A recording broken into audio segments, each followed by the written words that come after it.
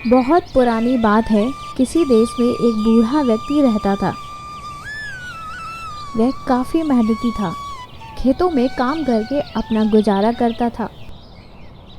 उसके 3 लड़के थे जो बड़े ही आलसी थे। उसकी आलस्य की वजह से बूढ़ा और उसकी पत्नी काफ़ी परेशान रहते थे। दोनों अपने लड़कों को समझाने की कोशिश करते, लेकिन तीनों अपने आलसीपन से बाज नहीं आते।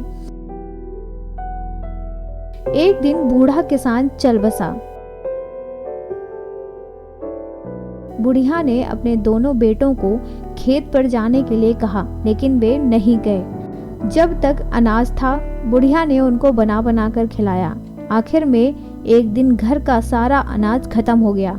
जब घर में एक भी दाना नहीं बचा, तो बुढ़िया ने अपने दोनों बेटों से काम धंधे के लिए कहा, लेकिन वे तब भी नहीं गए।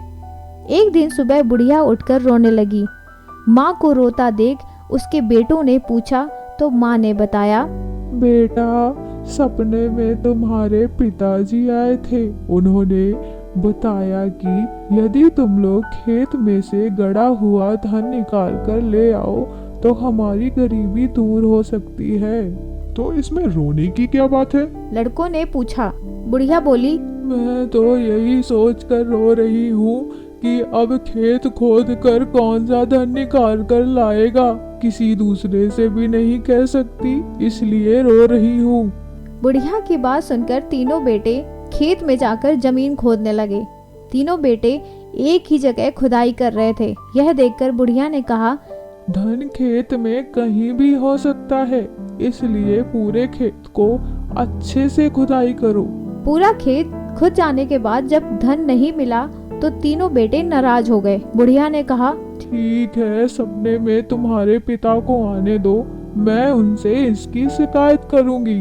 जब खेत की खुदाई हो गई है तो क्यों ना इसमें अनाज बो दिया जाए।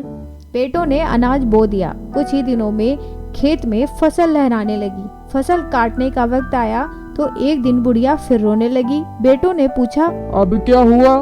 तेरे पिताजी सपने में आए थे और कहने लगे फसल को काट कर बाजार में बेच कर आओ, तब उन्हें धन के बारे में बताएंगे। बेटों ने धन के लालच में फसल काटकर बाजार में बेचने गए। फसल बेचने पर जब उन्हें धन मिला तो तीनों बेटे खुश हो गए। उस दिन से तीनों ने आलस्य त्याग कर खेतों में काम करना शुरू कर दिया। सफल बनना है तो आलस्य को त्यागना होगा। आज की कहानी आपको कैसी लगी हमें कमेंट बॉक्स में जरूर बताइएगा। ऐसी ही अच्छी कहानियों के लिए सब्सक्राइब करें हमारे चैनल को।